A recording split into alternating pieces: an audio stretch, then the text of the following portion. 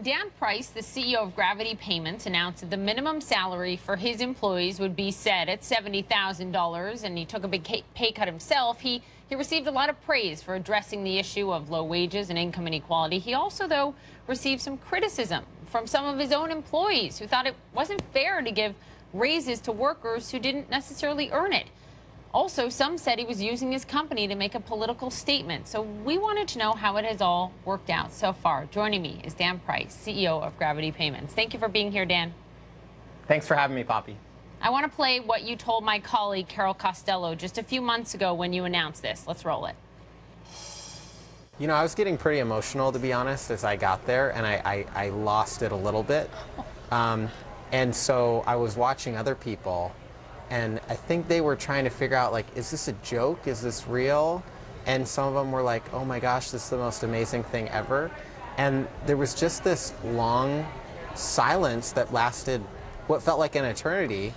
And then everyone erupted and started screaming. I mean, people were really thrilled and really excited. But the road from there to now has been tough. How has it gone? Well, I want to address the notion of whether or not the team really deserved it.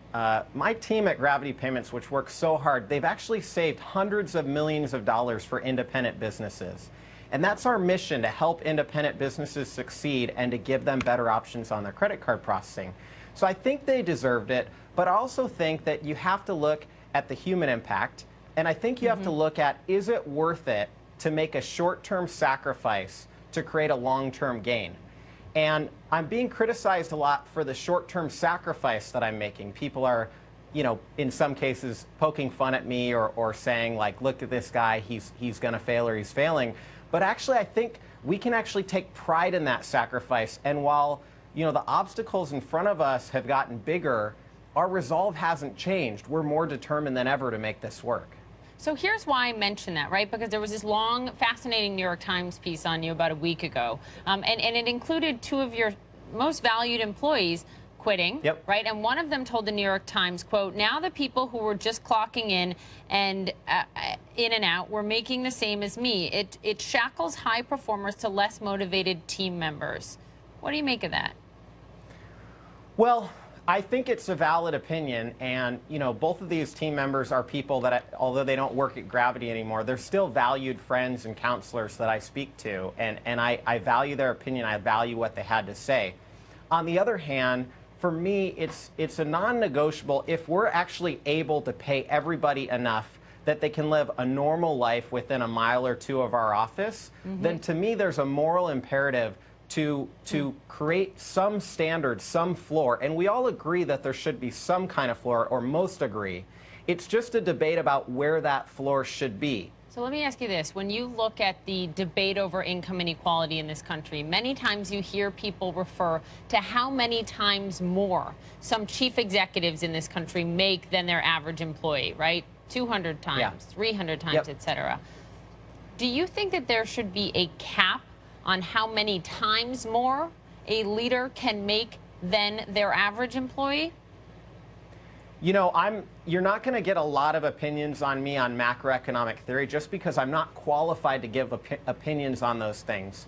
But what I saw was inequality was a huge issue in my small micro community at Gravity Payments. And when I talked to my friends who are really smart at economics, it didn't matter if somebody was libertarian, Republican, Democrat, or socialist. Everybody agreed that income inequality was growing and that that was not good for the country. On the other hand, I can kind of control my little micro group. And so for me to be able to do something to address the issue, even if it was bold, it was something that I felt like was the right thing to do, and I actually am really happy about the decision that I made in spite of the challenge I faced. Let me ask you this. Could a publicly traded behemoth of a company do what you did and set a minimum salary at, say, $70,000 like you did? Absolutely they could. And not only could they, I think we'll see that many will. I got an email exchange with Sheryl Sandberg. She's the chief operating officer of Facebook. And they set a minimum salary that's different than what the jurisdictions that they operate in would set. and it wasn't as high as mine, but it was still a step in the right direction, and it proves it can happen. I think one of the questions that you can ask is, what can we as a company do? And Warren Buffett, one of the best investors of all time, he says, treat a business like a business. Don't treat it like a vehicle to speculate on what the value is going to be.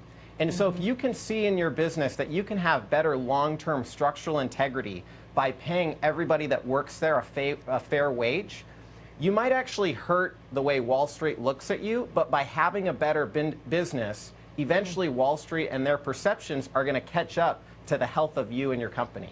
Bottom line, Dan Price, would you do it again? I know it's been a bumpy road, but would you do it again? You know, the road's been bumpy, the challenges have been big, but our resolve and the team determination that we have is more than I could have ever imagined, and I'm thrilled that we're taking on this challenge. So nice to have you on, Dan. It's an important conversation to keep having. Thank you. Thanks, Poppy.